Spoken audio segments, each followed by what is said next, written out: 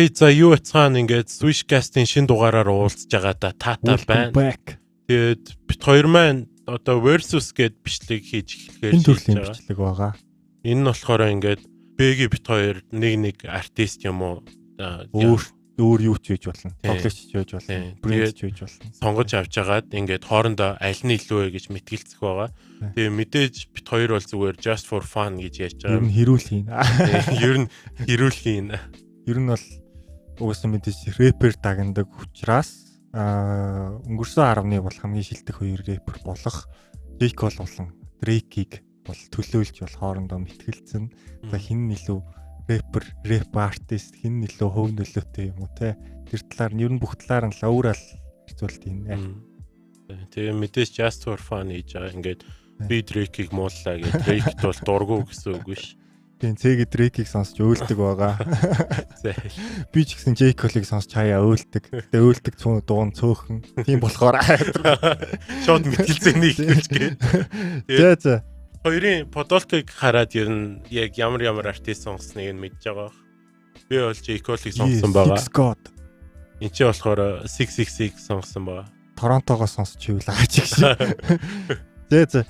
Ер нь эхлүүлээ. Тэгээд ер нь артистыг харахтаа юугаар нь хардаг вэ? Тэгээ рэперийг харахтаа юугаар нь хардаг вэ гэхээр мэдээж тэгээд одоо rhyme, lyric, flow гадна мэдээж discography те culture impact гэдэг олон янзын те одоо нэг versatile байдал гэл олон янзын юмыг хараад тэгээд манай цэгийн олон янзын юм дэр нэг л факта барихгүй мэтгэлцэж чадна гэдэгт итгэж байна. Тэр фактыг бол сүулт нь гаргана. За тэгвэл юунаас нь эхлэх вэ? Одоо дууны бүтэц одоо lyric flow юу гэдэг юм те ер нь дуунаас нь эхлэе гэж бодож байна. За тэгвэл яг гаргадаг дуунуудаас нь л эхлэе л та. Тэгээд чи эхлэе ярих уу? Би эхлэх үү? Чи эхлэе яахгүй дөө. Үгүй чи эхлэе яахгүй дөө. J. Cole арай хөгшин юм бэл. Арай хөгшин юм бэл. Наснаа хөндлөж. Тэгээд дууны бүтцээр бол J. Cole их үедээ яг жоохон энгийн л байдаг рэперүүдийн замаар явах гэсэн. Тэгтээ яг арай өөр юм, арай жоохон амьдралд өөр гинэ амьдралд ойр дуунууд хийдэг. Тэгээд тийм амьдралд өөр дуунууд хийдэг. Warm up, sideline story гэдэг нь болохоор дандаа нөгөө юм хүнд хэцүү үед хүмүүс яг ямар шүү арин шин зан гаргадаг вэ? Тэрийг нь яг ингэж тодорхойлж харуулж ингээд хоёр өөр өнцгөөс юм уу жишээлбэл харуулдаг. Одоо жишээлбэл санаандгүй хүүхдтэй болсон тохиолдолд эмэгтэйгийн талаас нь харуулдаг юм уу? Тэгээ эрэгтэйгийн талаас нь гэсэн бас харуулад ингээд. Girl, I know it hurt, but if this world was perfect, and we can make it work, you got the nerve to come up to me talking about abortion. This my body, nigga, so don't think you finna force shit. See, I knew that this is how you act, so typical. Said you love me, oh, but now you flipping like reciprocal. Ер нь жоохон ингээд гүн хайдаа юм гүн бодол давтуулах дуунууд хийдэг. Тэгээ хайдаа болохоор бүр ингээд зүгээр vibrах ингээд чийлрэх төслийн дуунууд хийхдээ арай сайн. За Drake-ийн хувьд бол яг хүмүүс тэгээ ихэнх pop дуунуудыг мэдэх одоо Hot Flame, Tuesday Slide гэдэг. Тэгээд эднэр болохоор ер нь бол хамгийн хогийн дуунууд нь баггүй яг үннийг хэлэхэд зүгээр хит болцсон хүмүүс catchy гэж мэддэг л болохоос яг үннийг хэлэхэд Drake-ийн бол одоо Take Care цомог, Take Over цомог нэр бол яг жинхэнэ ер нь бол яг тэг анх гарч ирж ирсэн Drake-ийг харж болно. Одоо жишээлбэл Take Care дээр бол байдаг их дуунуудыг бол нэг тийм нэг бүсгүүд ч юм уу те эсвэл ийм амьдралын ийм те struggling маягийн ч юм уу те ийм ерөнхийдөө бол Drake бол тийм яг гаргадаг өнцг нь бол мэдээж playboy өнцөг байгаа. Тэгээд энийгээ бас илүү сайд болгож чаддаг. Ерөнхийдөө бас одоо Kanye West 808 808 Heartbreak-ийг гаргаж ямар хүмүүсийг дэлхийд дахнаар амар жуулж исэн шиг Drake яг тийм амар болтыг бол анх хийж исэн. За үүний дараачаас болохоор илүү амьдралтай ойр дуунууд бас байгаа. Nothing Was The Same цомгон дээр бол юу гэдэг автагаа тий асуудалтай угаасаа нөгөө нэг child support өгдөг ус даав нээжсэн салаал. Тэгээд мэдээж Торонто отоо магтсан дуул байгаа. За тэгээд мэдээж personal issues тий depression зэрэг олон төрлийн сонгоцдог.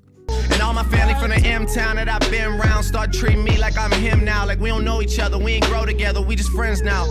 Shit got me feeling pinned down. Pick the pen up or put the pen down. I'm writing to you from a distance like a pen pal, but we been down. Don't think about it too much.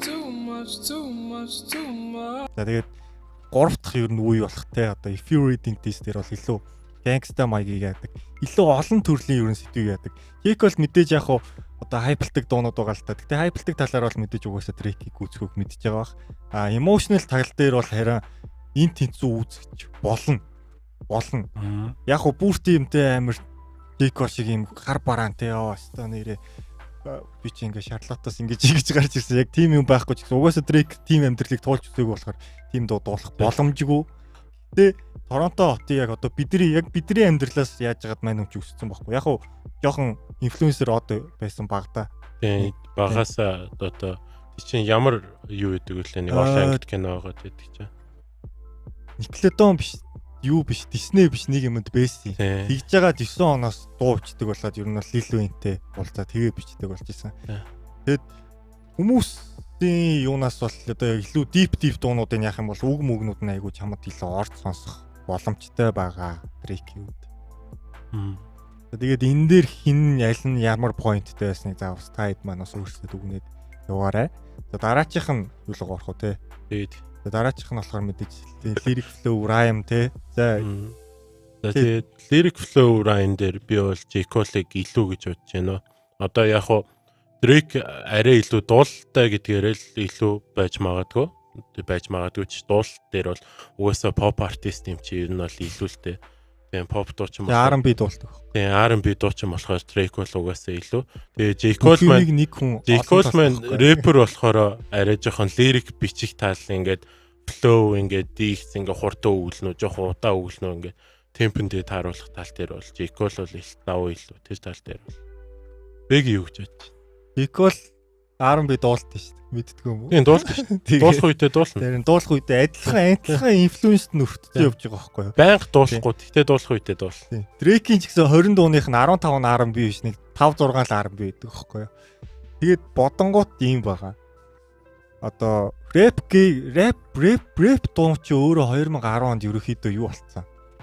Pop дуу болцсон ихийнх нь. Бүгд pop дуу. Угаасаа чартыг тэргүүлж байгаа бүх rap дуунууд бол ингээд Billboard хийцтэй. Одоо Kendrick Lamar-ын дуунууд хүртэл дай мэдэр чинь тэгээд уул нь хип-хоп жанртай мөртлөөсөө pop гэж явчихдаг. Тийм, хип-хоп гэж байна. Яг тэрнтэй адилхан Drake-ийн их дуунууд Billboard-д ингээд шахаад ороод ирдэг. Тэнгүүд pop болоо явцдаг. Ямар нэгэн байдлаар хип-хоп дуу байсан ч Popstar гэдэг дуу бол Popstar гэдэг нэртэй болохоос хип-хоп дуу байхгүй юу? Тэгээд lyric юун дээр юу Drake угаасаа амар тийм corny баарууд ашигладаг. Үннийг хэлэхэд одоо тэ I wear every single chain when I'm in the house mouse гэх тэр угаасаа амар corny бар. Гэтэ үнэхээр сонсоход бол гоё байдаг. За J. Cole гэсэн corny баарууд бас байдаг нөгөө би чамд хувц ивхэж өгөө ч юм уу те. I wanna fold clothes for you гэл. Тэгээд Drake илүү олон flowтэй нь бол үнэн заяа. Яг уу зарим хүн юу Drake J. Cole-оос олон flowтэй. Яг дуултыг ингээд хуваагаад олон flow болгоул. Харин тийм дуултаас гадна одоо жишээ нь Drake-ийн нэг асуудал гэдэг нөгөө нэг хүмүүсийн flow-ыг дуурайсан гэдэг юу гэдэг вэ? Гэтэ тэр хоёр ингээд дуунууд нь яг үннийг хэлэхэд яг адилхан цаг хугацаанд баг зарим нь Drake-ийн өмнө гарцсан. Тэнгүүд одоо жишээ нь XX-тэй энэс бол нэг бифтэлж ийсэн. Өөр чи хэн байдаг вэ? Одоо flow-ийн дуурайсан гэж бифтэлжсэн л та. Тэгээд угаасаа сонсонгууд бол угаасаа юу болгон дээрээ бол ер нь flow-ос хөлдөг. Ямар нэгэн байдлаар цомог болгон дээр одоо нэг тийм латино хэллэг оруулж ирж байсан. Сая бол бүр drill болох. UK drill болох гэж drill. Ер нь бол pop smoke-тэй бас нийлэх боломж байсан. Яг амьд байхад нь нийлээд уран бүтээл гарах те. Нэг тийм drill руу орох гэсэн. Тэгээд pop smoke-оор дуугаар бичүүлдэг юм уу те. Ер нь тийм боломж байсан байсан. Дуугаар бичүүлдэг гэдэг чинь те. Дараа ярина шүү дээ. Drake дээр ерөөсөө ганц асуудал нь дуугаа бичүүлдэг гэдэг л асуудал байгаа. Ганц асуудал нь ш. Ганц асуудал. Pop дуучин ш. Ганц дуучин гэдэг. Тэгвэл J. Cole ч гэсэн pop artist л гэж явна ш. Хүү ш. Явна ш. За J. Cole-ыг хүмүүс үгэлдгээр нь илүү их мэддэг бол Drake-ийг хүмүүс дуулгаар нь илүү их мэдээд байдаг байхгүй юу? Тэнгүүд нийт рэп сонсогчд дуулдаг биш үгэлдгээр нь их л сонсож эхэлсэн байхгүй юу? Тэгээ үгэлдэг ихэнх дуунуудыг нь Quentin Miller бичсэн байдаг байхгүй юу? Quentin Miller тэр чинь андаа ийм санаа байна гэж өгч байгаа байхгүй юу? Яг холбогч төв рүүгээ тэмжүүлж байгаа юм. Чи зүгээр 10 bands, 50 bands, 10 bands-ийг чи харин тэгээд Quentin Miller надаа ийм санаа байна гэд тэгээ өргөжлүүлсэн. Үгүй Quentin Miller надаа ийм дуу байна мэн чи зацд юм уу гэсэн чи Drake авсан байхгүй. Аваа сайжралцсан. сайжруулсан. Тийм хогийн явцгүй нэг андерграунд дуу байсныг сайжруулаад болцсон байхгүй юу? Хүн өнөөс нь харж үзэлтэй. Зүгээр нэг найз нь ингээд манчин юм дуу хийсэн. Заст юм өнө тэр гэж. Манчин наадах хийж авч. Тэгээд хүчээр авангуудаа ингээд. За мөнгө гээд ингээд Quentin Miller руу мөнгө шийдээ. Production да ингэсэн гэж байгаа байхгүй юу? Тийм, production яг хуу ихэнх доонуудынхаа арын аймаа нэг одоо өнгөний сонголт Монголд энэ бол угаасаа Drake хийж өгдөг. Ингүүд ийм болчихсон. Ихэнх рэпүүд Ghost Writer-тэй заяа ихэнх бүр юм амжилт олцсон тий. Үнэхээр Jay-Z ч юм уу наас биш л бол байгаа. J. Cole биш л бол. J. Cole Ghost Writer-тэй ч юм билүү. Яг батлагдаагүй л болохоос байж магадгүй шүү. Үгүй шүү дээ. J. Cole-тэй хамгийн гол нь өөрөө production тал дээрээ сайн заяа. Өөрөө угаасаа өөрөө ганцаараа тооноо production хийдэг. Тэ энэнийг ярихаар шууд цомог руу орох гэдэг байна. Тийм, яг цомог руу орох гэдэг юм л та. Тэгэхээр дараа яач. Миний хэлэх гээд байгаа юм бол илүү олон флоутэй, илүү лирик нь илүү чамд хүрч чаддаг, яг ямар амьдрал байгаас ч хамаагүй яг хүрч чаддаг, илүү олон хүнд хүрч чаддаг. Дээрэс нь versatile artist. Миний хувьд J. Cole их илүү олон хүнд хувирдаг. Одоо жишээлбэл J. Cole-ийн лирикүүд дандаа ингээд Drake-с илүү хүний амьдралд ойр байдаг. Drake-ийн одоо хүрч чаддаг амар тийм том давуу тал нь би бас энэ талыг нь айгүй хүндэлдэг. Тэр нь болохоор Drake-ийн ийм хайр дурлалын асуудлыг лирик болгож буулгахтай амар сайн рэпер байхгүй. Тэгэнгүүт хайр дурлалаас өөр асуудлыг болох гэдэг ирэнгүүт жоохон өөрийгөө ингээд үйл гэж өнгөрөх талтай болчиход идэг. Drake тэр нь болохоор яг лирик талтай энэ тохиолдолд угаасаа урсгал нь тийм болж байгаа юм болов. Урсгал нь тийм. Үгүй жишээлбэл одоо урсгал нь тийм байлаа гэдэг ингээд амьдрал жоохон ойр ингээд everyday struggling тухай ингээ өгүүлж амьдралд ойрхон дуу байгаа шүү дээ. Ten bands. Ten bands биш. Ten bands биш дээ. За юу шүү дээ. Биш өөр Dead My Body гэдэг дуу байгаа заяа. Өөрийнхөө яаж Торонтогоос эхлүүлсэн, яаж одоо ингээд энэ хүртэлх замыг туулсан гэдэг. За тэгээд за trust issues бол угаасаа тийм юутай. Оо shit. Угаасаа нэг тийм угаасаа тийм эмо дуу шүү дээ угаасаа.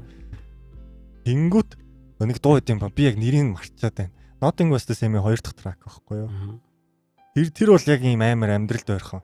Something Were Iconic and Psychotic гэдэг одоо хүн од болцсон те хүн ингээ icon болох замтай. Гэхдээ зарим хүмүүс depressionist болж те амиа орлох ч юм уу. Тиймэрхүү замналт хүрдэг. Яг тэр хоёрын би голд байна. Тэгээд тэр дуу ингээд beat соёлтмолт яг ингээд Drake-ийн flows бол тэр бол яг өөрийнх нь ингээд өөрийг нь харуулсан цомог. Somewhere between psychotic and iconic. Somewhere between I want it and I got it. Somewhere between I'm sober and I'm lifted. Somewhere between a mistress and commitment, but I stay down. Girl, I always stay down. Get down, never lay down. Promise to break everybody out before I break down. Тэгэнгүүт J. Cole болохоор амьдралд ойр бүтэн цомогтой байхгүй юу? Одоо өөрийнхөө хамгийн одоогийн байдлаар амжилттай цомог нь болох Forest Hills Drive болохоор ингээд хүнийг ингээд төрөнгүүт нь ингээд интро нэхэлтэн штэ ингээд чи жаргалтай баймаар байна уу? Тэгэнгүүтээ adult scene ингээд дүнгиж насанд ингээд хүрхээ явж байгаа өсвөр насны хүүхэд ингээд амьдралд мөнгө олмоор байна найс. Цомог руу орчлоо тий шууд. Нэрээ тэглээ тий. За яри. Цомог л ирчих. Тэгвэл би дараа ч цомгоо ярина зэ.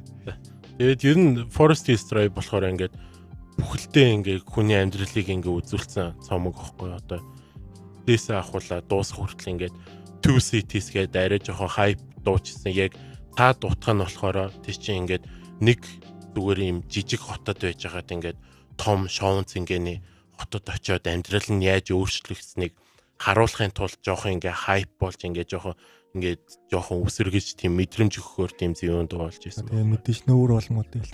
Тийм тэгээ нүүр болмод хамгийн хэлдэг дуу. J. Cole-ийн хамгийн iconic дуу. J. Cole-ийн хамгийн iconic дуу магадгүй яг сүүлийн орчин үеийн J. Cole-ийн хамгийн юунд iconic дуу байж магадгүй. Түүнээс нөгөө Grown Simba тэгээд өөр зөндөө дуунууд байлаа. Одоо ихэд шүү дээ одоо хүмүүс Drake-ийг яа тий Hotline Bling ч юм уу тий эсвэл юугаар нь мэддэг.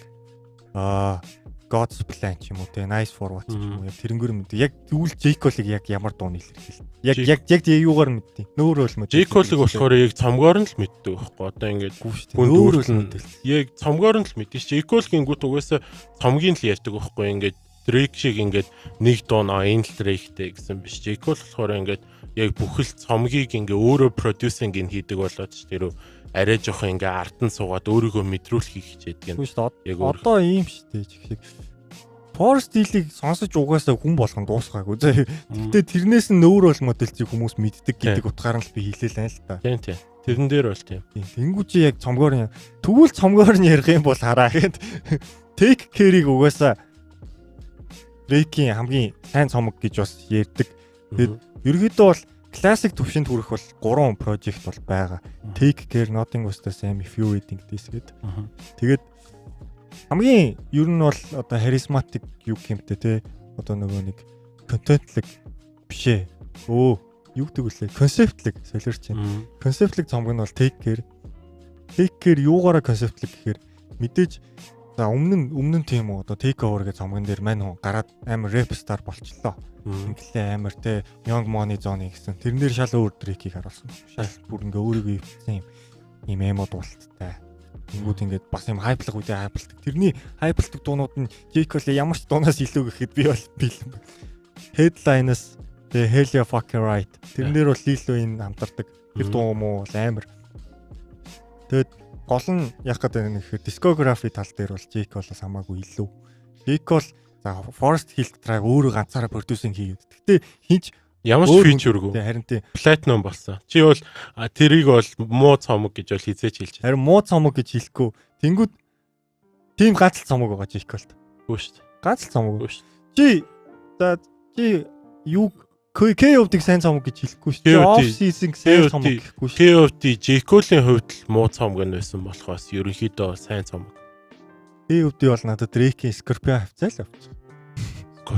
Scorpionт юу Scorpion шүү дээ. Scorpion чинь зүгээр одоо юу мэж Scorpion чинь нөгөө нэг мань хүн Scorpion бол Drake-ийн гаргасан одоо зүгээр яг үннийг хэлэхэд discography concept талдаа амар муу альбом болсон баг. угаасаа өөрөө хэлсэн шүү дээ. Угаасаа хараа ямар ч хүн дабл альбом гараа сайн үнэлгээтэй байдгүй байхгүй. Tupac л биш бол нэрээ. Яг гэж гаргасан муу болох юм. Чи нөгөө хитрхи олон дуу нод болцсон байхгүй юу? Тэгээ гаргацсан. Тэгээд ер нь нүүний багт нод болцсон. Тийм ер нь яг од болсон дуунуудынхаа чигсаалтыг их гаргацсан л та Scorpion дээр бол. Тэгснээс би нөгөө нэг юу ч гэсэн сайн гэж хэлмээр байна. Одоо нөгөө 2017 онд гаргасан цомгийн Passion Fruit эдрийг гаргасан. Passion Fruit, Madiba тэгээд Do Not Disturb гэдэг дуунууд марсан. Тэр яг нэг илүү группийнхаа хүмүүсээс хийдий дээр нь оруулсан байдаг ч гэсэн тэр бол сайн цомог. Тэгээд анхны цомгийн ч гэсэн сайн. J-Cole-ийн цомгийн Light J-Cole-ch юу лээ? Warm Up-ийн өмнөх биш Born Sinner-ийн өмнөх нь. Sideline Story. Sideline Story Take Over 2 бол ер нь тэнцүүхэн. Ер нь тэнцүүх. Угаасаа нэг нь Rockefeller-ээс гарч ирсэн, нэг нь Jay-Z-ийн продюсинг дор Drake нөгөө талд угаасаа Young Money-гээс гарч ирсэн. Энэ хоёрыг яг адилхан ч гэсэн фичерүүд том фичерүүд аваа явж ирсэн. Тэрнээс эхлээд ярих юм бол Drake-ийн prime time нь 11-ээс 15 он байлаа гэж бодоход. J-Cole-ийнх нэг 14-өөс биш 13-аас би бол Born Sinner-ыг бол бүр тийм муу цомог биш. Харин баг 3 дахь байна 2 дахь сайн цомог гэж хэлнэ. Тэр prime time одоо discography дээр бол Drake илүү миний хувьд бол. Discography яг одоо тэр бол тоон үзүүлэлт дээр л бол Drake бол илүү болж тааж байгаа л та. Metacritic ч илүү. Drake бол Metacritic бол хин ч хамаагүй. Metacritic 80% байд юм аа. Metacritic чи яг маний чинийг хитэн залуу сууж байгаа Steel Drive чи хамгийн муу Metacriticтэй байд юм байлаа хамгийн сонин нь. Тийм шүү дээ. J-Cole тэгэл зүгээр худаа. Яагаад гэсэн чи J-Cole нөгөө нэг яг ингээ ганцаараа гаргаж ирсэн. J-Cole-ийн нөгөө нэг юу гэх юм. J-Cole хамгийн pop цомог шүү дээ ер нь. Үгүй шүү дээ. Хамгийн pop цомог шүү дээ. Миний pop гэж хэлж байгаа санаа нь болохоор хүн болгон сонсцсон. Тийм. Яг уу J-Cole-ийг сонсдог хүн болгон за би Forest Hill-ийг мэдэн тий. Одоо манай студийн продюсер Малаа хүртэл тэр цомгийг сонсцсон байгаа заяа. Хип-хоп сонсдог ингээд. Тэр болохоор хамгийн pop цомог нөхгүй. Яг хамгийн popular цомог нь л доо.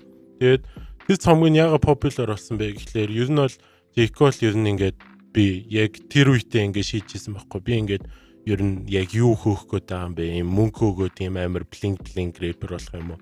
Ийм амар алдар нэр хөөх гээд байгаа биш. Би зүгээр ингээд яг өөрийгөө хүн гэдэг утгаар харуулъя гэсэн цомог болохоор хүмүүст амар хүрсэн байхгүй. Тэгээд J-Cole тэр цомгонд хэнийг ч хүргээгүй байхгүй. Producing талаасаа, дуунуудын талаасаа ийм санаа хинт ч хүргээгүй яг зөвхөн өөрөө ганцаараа сууж байгаа. Өөрөө тэр нэг уулын мухарт байж хаад ганцаараа бичээ. Тэгээд цомгийнхоо cover хийгсэн. За байшин дээрээ гарыг гэж зураг харуулсан шүү. Тэр бол зүгээр тэр цомгонд хэнийг ч гар хүргээгүй байхгүй. Хэнийг ч гар хүргээгүй ч яаш одоо тусалсан маркетингийн хүмүүс байгаа тийм ээ. Тэгээд битийг нь бол 100% ганцаараа хийгээгүй. 120% бит нь болохоор дандаа нөгөө revent Тэнгүүдийн Dreamville-ийн хүмүүс хоёр талтай л та. Jake бол илүү юм ISO player. Тэгээд өөрөө ингээд бүгдийг ингээд solo player. би юм байж чадна. Тэнгүүд Drake бол ингээд багийн хамт олон ингээд байнгут бүр амар болдог байхгүй. Яг ISO өөрөө ингээд хийгээд яваад ганцаараа хит хийгээд ч юм уу те явж чадна л та. Тэнгүүд хамтралд олдог одоо юуд олдог талаасаа те одоо дискографигаа илүү байлгах талаасаа илүү ажилласан болов уу? Гэхдээ Drake-ийг яг дискографи яаж байгаа дээр муулахад бол ийм ба. Одоо Drake-ийн миний бодлоор одоо сая Beg-ийн хийсэн 3 цомог бол өөрийнхөө угаасаа хамгийн best 3 цомог. Тэрний одоо Take Care гэдэг за эхнээс нэр Take Care гэдэг цомог болохоор Weekend-ийн өмнө бичсэн байсан цомгон дээр босгосон цомог байхгүй. Тэрийг бол угаасаа Weekend өөрөө твит хийгээд уурлж ийсэн. Анхнаасаа Weekend ягаад OVO-д ингээд сайн хийж ороогүй гэхлээр одоо Drake-ийн доор бүр хит ороод ингээд Party Next Door Quentin Miller шиг болчих гойдсан байхгүй. Тийм болохоор Party Next Door ч амар шүү. Тийм болохоор Weekend яг өөрийнхөө бичсэн байсан дуунуудынхаа талын Take Care төгчээсэн байхгүй. Drake-ийн Take Care гэдэг цомогны дууныхын тал дуун ингээд 100% Weekend-ээр бичсэн дуу байсан байхгүй. Тэгээ үлдсэн талд нь болохоор Drake ингээд оролцоо зарим хүүкэнд Weekend-ээр бичүүлээ тэгээс. Тийм болохоор яг Take Care-с Weekend амар мэдрэгдэг байхгүй. Нэг тийм эмхтэй хүн дуулсан, эморсон тэг яг ингээд Weekend ингээд мэдрэгдэг байхгүй тэр альбомноос нь бол. Тэгээд дараа нь If You're Reading This It's Too Late дээр ярихад болохоор Quentin Miller болохоор тэр цомогны дууны одоо хүүкүүдийн бол бүгднийг бичиж өгсөн. Тэгээд яг барсуудыг нь болохоор 101-50% талын л бичиж өгсөн. Drake болохоор өөрөө муу бичдэг хүн биш. Drake болохоор аль болох ингээд хурдан хугацаанд их дуу гаргахыг хичээдэг болохоор яг тийм арга байдалд хүрсэн байхгүй. Ингээд өөрөө юм production тавуулаа ингээд артаа ингээд багаар ажиллаад дуунуудаа өөр хүнээр бичүүлсэн чамаагүй ингээд өөр хүмүүсээр бичүүлсэн чамаагүй ингээд цацаад ингээд явъя гэсэн тийм бодолтой байсан. Тийм болохоор Quentin Miller одоо Meek Mill-тэй яг дис хийж маргаан гарч явах үед болохоор яг If You're Reading This It's Too Late-ийг аль хэдийн Quentin Miller-тэй бичлээ. Тэгээ Quentin Miller ч ганцаараа цог бичлцээгүй. Тэгээ ард нь бас баг байсан байт юм байлаа. Гэхдээ тэр баг нь болохоор опста нэр нь хин гэдэг үлээ. Нэг 3-4 өөр юм тусалдаг хүмүүс байсан. Гэхдээ яг хуу Drake бол яг If You're Reading This It's Too Late-ийн ихэнх санааг нь бол өөрөө гаргасан. Тэгээд Drake If You're Reading This It's Too Late хамгийн гол нь юу л та. Яг Drake өөрийнх нь үндсэн цомог гэж явдггүй. Одоо mixtape completion маягаар явдаг. Quentin Miller-тэй холбоотой болохоор би бол тэгж гаргасан гэж боддتي. Тэ энэ бол бүр зарим хүмүүсийн цомогноос илүү бүр классик төвшөнд хүрсэн байхгүй юу? Угаасаа классик цомог. Тэ гол нь тэр хиний нэрэн доор явж байгаа гэдэг бол чухал. Quentin Miller-ийн нэрэн доор явахгүй шүү дээ. Quentin Miller-ийн доор юу гэж нэрэн доор нь явж идэв. Quentin Miller ч хинч мэддэхгүй зүгээр ghost writing гэдэг нь хараа ийм бохгүй юу? Мань хүнд санаа байгаад нэг ийм дууны санаа байгаа гингүү тэрийг нь сайжруулсан болохоос Quentin Miller бичээд бүр тэр дуу ингээд хит болоод одоо Know Yourself ч юм уу те одоо ямар дуу 10 band ч юм уу тэр бол Drake-с өөр хүн ингээд бичээд ингээд харизмагаа оруулаагүй байсан бол тэр дуугаас од болох чадамжгүй дуу байсан баг. Quentin Miller өөрөө дуулаад од болохгүй шүү дээ. Яагаад гэвэл Quentin Miller яг Drake шиг тийм нэр хүндээ олцсон рэпер биш байсан байхгүй. Рэпер ч биш байсан. Тэр чинь өөрийнхөө нэр дээрээ баг ганц ч дуу гаргаагүй байсан рэпер байхгүй. Ер нь өөрөө рэп хийх амар хүсэлтэй байсан. Тэгээд Drake-ийн доор сайн хийгээд олцсон ч угаасаа демо бичгээр болчихж байгаа байхгүй. Тэгэл Drake-д яг Drake-ийг бол муу бичдэг гэхгүй байгаа л та. Тэ Drake бол ихэнх юмаа өөрөө бичдэг байхгүй. Одоо жишээлбэл Kanye West бол үгүй өөрөө бичдэггүй. Гэхдээ Kanye West-ийн одоо дуунуудынхаа үг, lyrics тэгээд одоо хүүкүүд нэг хамаатай биш тийм өгж байгаа мэдрэмж экспериментал аян илүү чухал байдаг байхгүй. Тийм болохоор боломжийн Dre бас өөрөө үгээ бичдэггүй тий. Гэтэ Dre болохоор Dre ч угаасаа бүр цэвэр продюсер байхгүй юу? гэдгээр аалдастай болохоор өөрөө үгээ бичдэггүйсэн ч хинт хамаагүй болчихж байгаа байхгүй. Тэнгүүд Drake-ийн хувьд өөрөө анханасаа ингээд би өөрөө үгээ бичдэг шүү гэж хэлэхгүй. Тэгсэн мөртлөө ингээд би ghostwriter-тай шүүч гэж хэлэхгүй ингээд нуун дарагдуулаа яваадсэн ингээд яг тухайн үедээ амар олон фэнүүдийн дургуйслыг нь хүргэж ирсэн байхгүй. Тэнгүүд өөрөө үгээ бичиж үзүүлэнгүүтээ Meek Mill-ийг булшилсан байт юм аа. Back to Back-ийг Quentin Miller бичсэн байт юм аа. Back to Back-ийг өөрөө Quentin Miller бичсэн. өөрөө 2 хоног charge up-ын дараа бичсэн байдیں۔ Би яаж мэдэж? Quentin Miller өөрөө Meek Mill рүү дуу өгжсэн хүн яахаараа Meek Mill-ийг харин тэрэн дээр ийм тохиолдол гарч ирсэн байхгүй. Quentin Miller ягаад Drake-тэй хайцаагаа тасалсан бэ гэхээр Quentin Miller-ыг одоо Meek Mill дарамтлсан байхгүй. Чи одоо юу Drake-д бичиж өгөөд байгаа юм бэ?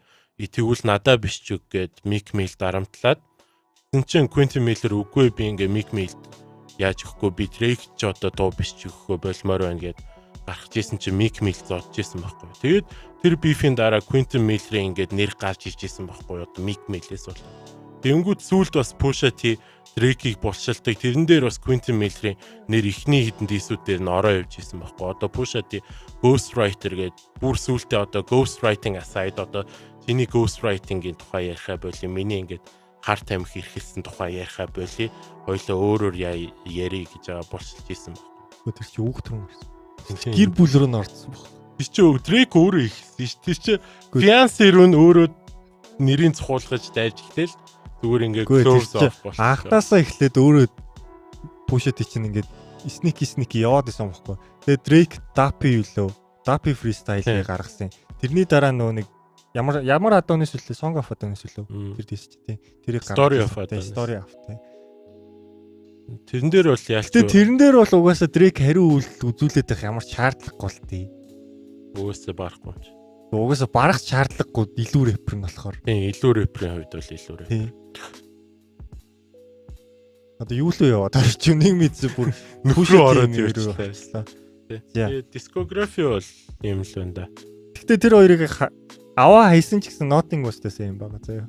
Nothing was the same бол Nothing was the same. Яг J. Cole-ийн яг тэр амьдралаа бичсэн шиг Drake-ийн ерөнхийдөө бол баг бүх амьдрал нь явж байгаа.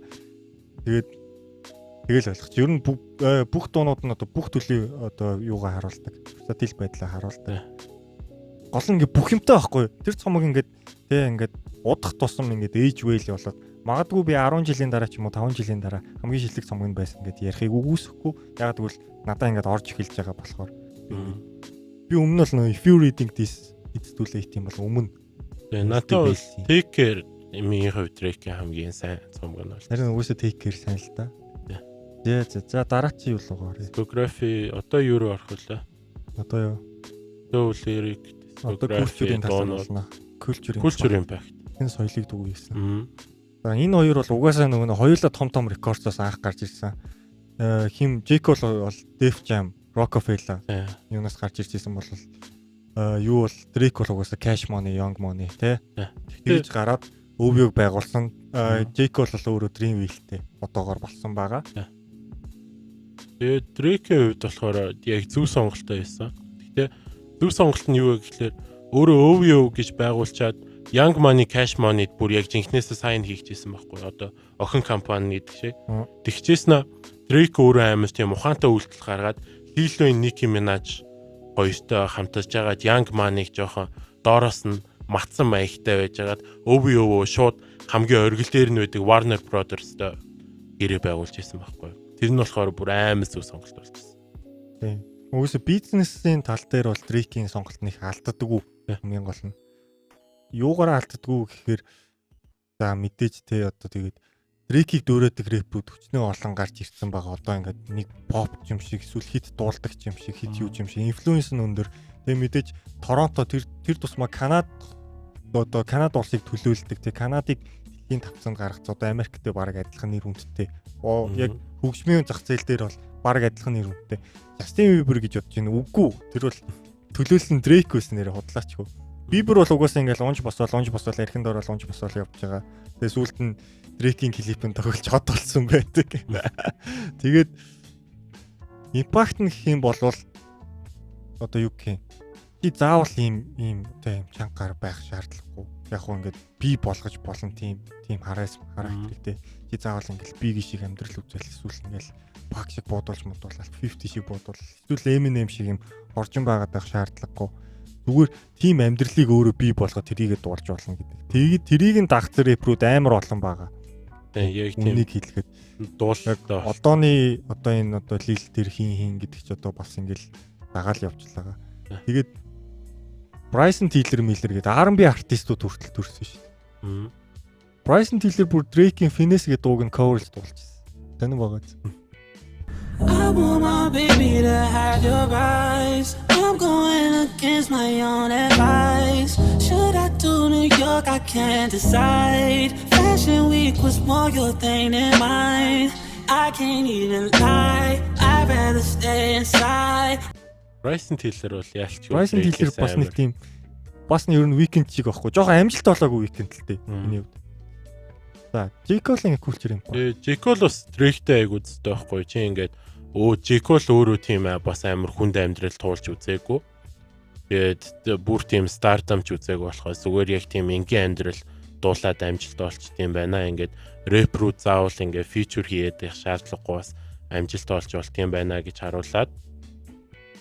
Тэгээд ерөнхийдөө ингээд заавал ингээд том рэперийн доор ингээд явах шаардлагагүй. Одоо Jay-Z-гээс салсан шалтгаан нь ер нь жоохон маргаантай байсан л да. Одоо нөгөө Jay-Z болохоор J. Cole-ыг дараагийн Kanye West гэж авч ирсэн. Яг анх өөрөө продюсинг гэдэр хийгээ бит мит өгч ирсэн гэсэн шүү дээ, тийм. J. Cole яг Kanye West Jay-Z-тэй яаж танилцж ирсэн.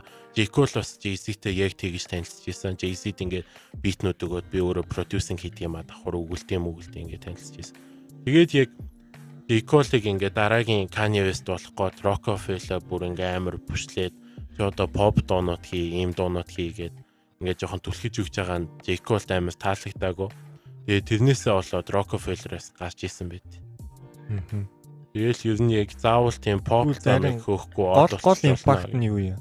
Гол импакт нь тэгээд storyline яриад байгаа. Энэ гол импакт нь зүгээр ингээд заавал тийм pop mob хөөгөө тийм амар cash money дуулаад одуулах шаардлагагүй шүү. Ингээд зүгээр өөрийгөөрөөч од болчих болтгийн гэдгийг харуулж байгаа. Өнөөдөр яа тэгвэл культурын импакт дээр нь миний хувьд болохоор одоо илүү хөгжмийн хөвслийг хийсэн хүн бол Drake яач ч вэ? Яач ч бодсон. Яагаад тэгэхээр одоо юу гэх юм? God's Plan бол pop дуу биш. Гэхдээ хүмүүс pop гэж ойлгодог болсон. Зөвхөн л Drake effect байхгүй. Тэгэд underground rap-рууд яагаад ийм сонио юм хийгээд бүр ингээд үүлж мүглэхэ болоод байгаа. Тэ. Тэнгүүд mainstream hip-hop ч өөрөө ингээд дуулж молдог болсон. J. Cole хүртэл ингээд дуулж байгаа тахилттай дуу муу зөндөө байгаа. Тэгээд Bolton Clothes бол тийм жишээ нь дуулж байгаа тахилттай дуу байхгүй. Тэнгүүд Drake-ийн тэр culture impact бол амар их. Тэгээд одоо иймэрхүү юм хүмүүс одоо юу гэх юм одоо юм завсрын те pop гэдэг rap юм артистууд ингээд цаашаа зөндөө гарч ирнэ ингээд. Яг NBA-тэй Steph ингээд шиддэг болсон шиг Drake дуулдаг болох ч юм уу тийм хөвслийг авчирсан гэж хэлнэ. Drake бол яалтчгүй хипхопыг pop болох тийм төгсгөлийг нь тавьсан байна. Тэрнээс өмнө яг дуулдаг рэпер гэх юм бол яг Kanye дуулдаг байсан л та. Гэтэ Kanye-гийнх чи хөөхөн тийм R&B тий.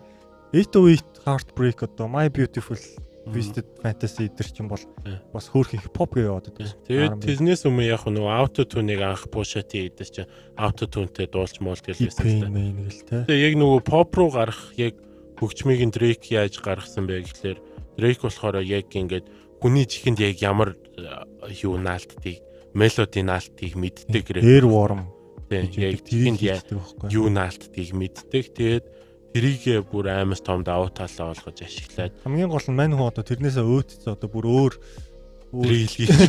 drill юм уу эсвэл тийм Playboy карты маягийн тийм хурдан битэн дээр яваад байгаа. Гэхдээ тэр drill нь бол үндэ яваагүй. Явсан шүү дээ. War бол боломжийн хамгийн гайгүй дуу боломжийн фэн хүртэл ингээ боломжийг гэж хэлж байгаа. Угаасаа drill хоёрхан дуу байгаа. 3 ч байна уу?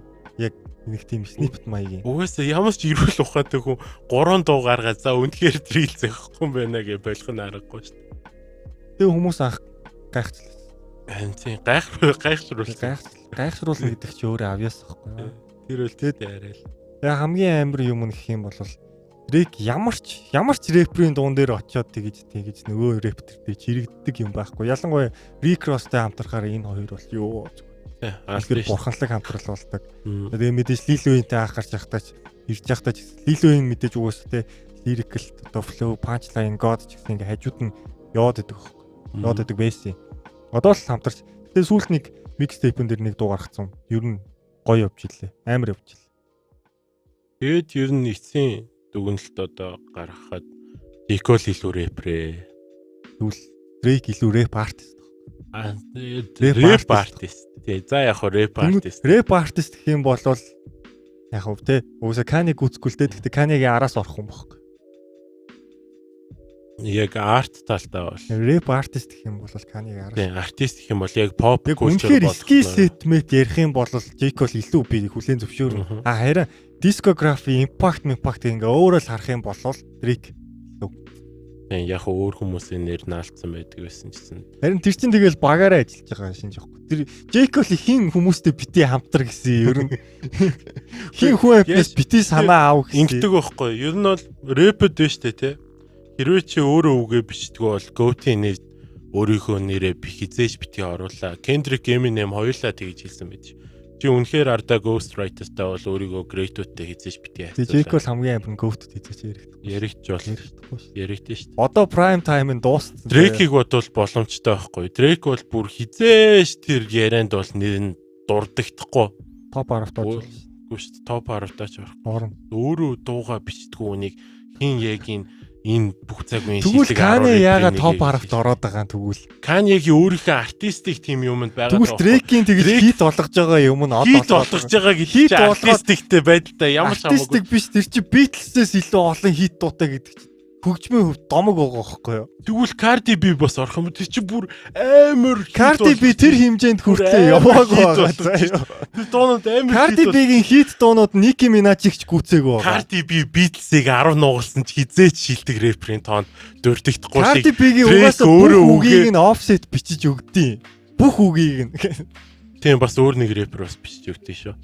Тийм болохоор ер нь залуу байгаа ч гэсэн өөр нэг рэпер өөр нэг хүнээр ер нь үзэг бариулсан бол өөрийгөө go-to-д бол дурдах ирэх байхгүй болсон. Тэнгүүд над чи рэп геймийг өөрчлөөд pop game болгоод pop star болж байгаа. Өөр аргагүй pop болгох гэж байгаа байхгүй. Тэгээд яалчгүй одоо угаас дүнэлт нь ингээл гараад ирж шít.